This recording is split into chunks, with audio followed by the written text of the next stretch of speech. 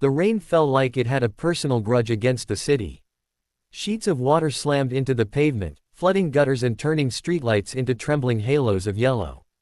Most people were already home, doors locked, curtains drawn. But Anna stood outside the iron gates of the Volkov estate with nothing but a thin coat, a small bag, and a lie echoing in her ears.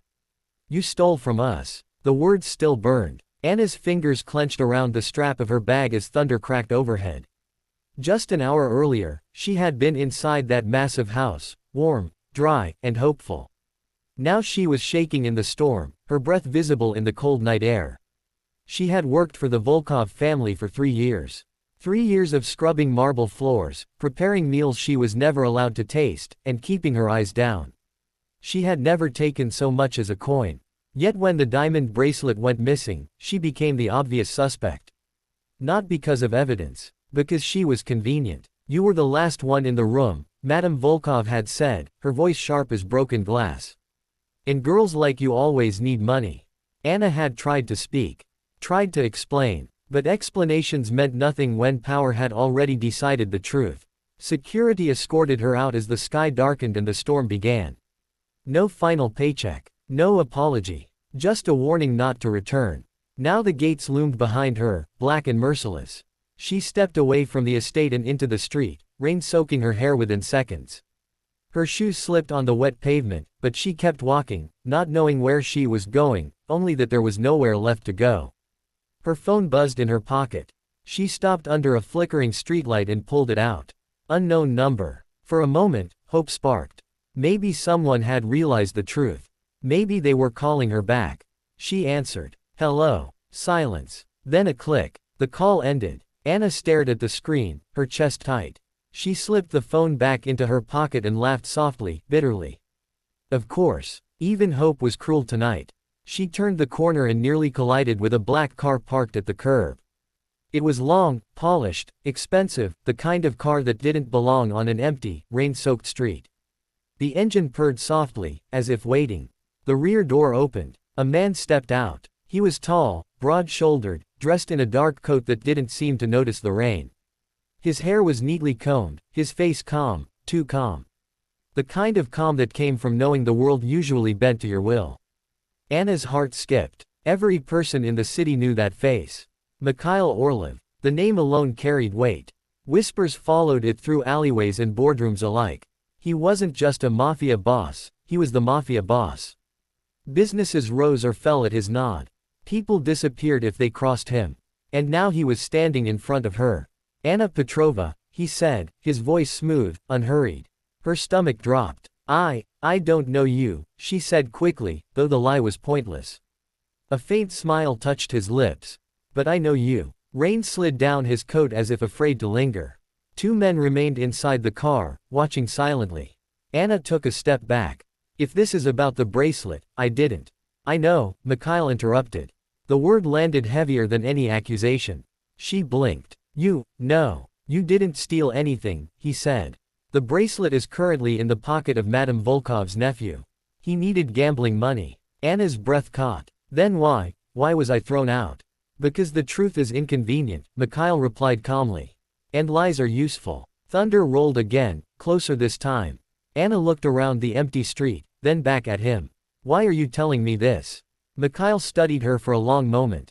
His dark eyes sharp and assessing. "Because I don't like waste." She frowned. "Waste. Loyalty," he said. "Integrity. People who endure quietly while others scream guilt, those are rare." She hugged her arms around herself. "I just want to go home." "Home," he repeated softly. "And where is that?" Anna opened her mouth, then closed it. The truth hurt too much to say. The small apartment she rented was already overdue. Without her job, eviction was inevitable. Mikhail seemed to read the answer in her silence. He turned slightly and gestured toward the open car door. "Come with me." Her pulse thundered louder than the storm. "Why would I do that?" "Because tonight," he said, "you have 2 choices. Continue walking in the rain until the city swallows you, or step into that car and let me change your life." That was the problem with dangerous men. They always spoke like destiny was a favor. Anna shook her head. "I don't want trouble." Mikhail's smile faded, replaced by something colder, but not cruel. "Trouble already found you, Anna. I'm simply offering shelter. She hesitated. Every warning she had ever heard screamed at her to run. Yet every instinct whispered that refusing him might be worse. And if I say no? She asked. Then I'll respect your decision, he said easily. And drive away. Something in his tone told her that while he would respect it, the world would not. Another gust of wind tore through the street, drenching her completely. She shivered, exhaustion finally catching up with her fear. Just for tonight? She asked. Mikhail inclined his head. For tonight. She took a step forward. Then another. As she slid into the car, warmth wrapped around her instantly. The door closed, sealing out the storm and the life she'd just lost. Mikhail got in beside her. The car began to move, smooth and silent. Anna stared out the window as the city blurred past, her reflection ghostly against the glass. She had been kicked out because of a lie. And now she was riding into the unknown with the most dangerous man in the city. She didn't know it yet, but the storm was only the beginning. The car moved through the city like a shadow that owned the night. Anna kept her hands folded tightly in her lap, her heart still racing as rain streaked across the tinted windows. Streetlights flashed by, each one pulling her farther from the life she knew, and deeper into something she didn't understand. Mikhail Orlov sat beside her in silence, relaxed, as if escorting frightened women through storms was part of his daily routine. He checked his watch once, then glanced at her. "You're cold," he said. "I'm fine," Anna replied quickly. He didn't argue. Instead, he reached for a button on the door. Warm air flowed softly through hidden vents, wrapping around her like a blanket. The small kindness unsettled her more than cruelty would have. "Where are we going?" she finally asked. "Somewhere safe. That doesn't mean much coming from you." A corner of his mouth lifted. "Honest," he corrected. "Not comforting." The car turned through a private gate guarded by armed men. They nodded as the vehicle passed, and the world outside shifted. The streets became quiet, cleaner, almost unreal. At the center stood a towering residence of stone and glass, modern, elegant, and heavily protected. Anna swallowed. "This is your house." One of them. The car stopped beneath a covered entrance. Before she could move, one of the men from the front opened her door, holding an umbrella over her head. She stepped out, her legs unsteady. Inside, the house was warm and impossibly silent. Marble floors reflected soft golden light. Somewhere in the distance, music played quietly, classical, controlled, deliberate. "You can stay here tonight," Mikhail said, removing his coat. "You'll have a room, clean clothes, food, and tomorrow?" she asked. "Tomorrow," he said, "we talk." A woman appeared, middle-aged, sharp-eyed, kind-faced. "I'm Irina," she said gently. "Come with me." Anna hesitated, then followed. The room she was given was larger than her entire apartment. As the door closed behind her, the reality finally crashed in. She sank onto the edge of the bed and laughed, once, broken and disbelieving. Hours ago, she'd been accused, humiliated, thrown into the rain like garbage. Now she was here, with a mafia boss. Sleep came in fragments. Every sound woke her. Every shadow felt alive. When morning arrived, sunlight streamed through tall windows. For a brief moment, Anna forgot where she was.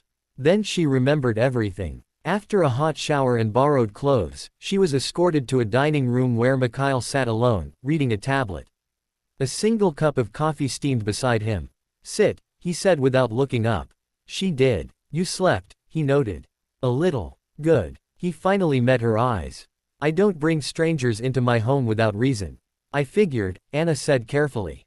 He leaned back. "The Volkovs embarrassed you." "They lied." "Yes." His gaze hardened. "And I dislike liars who believe they're untouchable."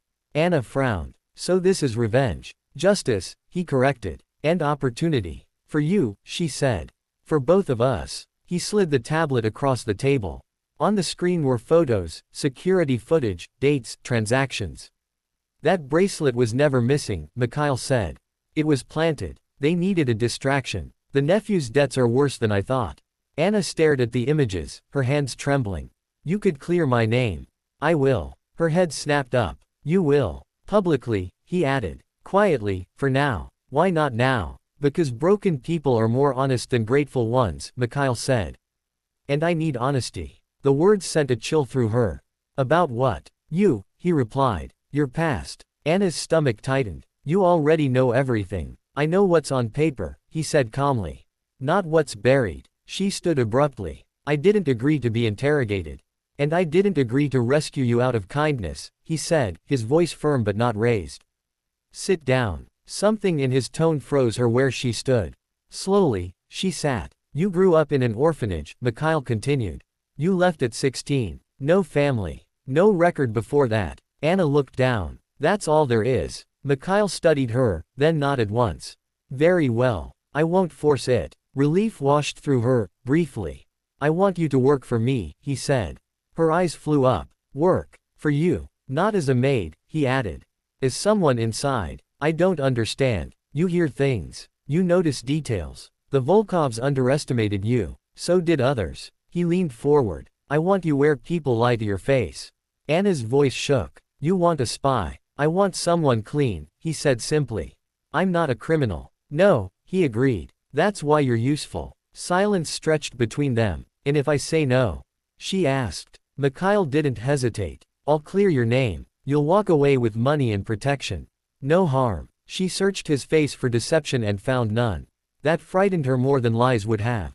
What happens if I say yes? Then your life changes, he said. Forever. Anna thought of the rain.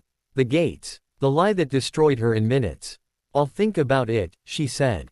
Good, Mikhail replied. Because tonight, the Volkovs are hosting a charity gala. Her heart skipped. You're joking. I never joke, he said. You'll attend as my guest. I can't go back there. You must, he said quietly. Because that's where the truth will begin. The ballroom glittered with wealth and hypocrisy. Crystal chandeliers. Silk dresses. Smiles sharp enough to cut glass. Anna stood at Mikhail's side, her hand resting lightly on his arm, her heart hammering against her ribs. Heads turned. Whispers followed. Madame Volkov's face went pale. Well, the woman said stiffly as they approached. This is unexpected. Is it? Mikhail replied smoothly. I find lies tend to bring surprises. Anna felt the tension ripple outward. Eyes flicked to her, recognition dawning, confusion spreading. I believe you owe Anna an apology, Mikhail said calmly. Madame Volkov laughed weakly. This is absurd. The music stopped. Every eye turned. Mikhail raised his glass. The bracelet has been found, he announced. Along with records of theft, debt, and a very sloppy attempt at blame. Gasps filled the room. The nephew tried to slip away. He didn't make it 3 steps. Madame Volkov's face collapsed. Anna stood frozen as the truth unfolded in front of everyone who had dismissed her as nothing. When it was over, applause broke out, hesitant at first, then growing. Mikhail leaned close to Anna's ear. Now, he whispered, everyone knows your name. Tears burned her eyes, not from humiliation this time, but something far more dangerous. Power. As they left the ballroom together, Anna realized the lie that destroyed her had also opened a door. And behind that door stood a man who didn't save people. He recruited them.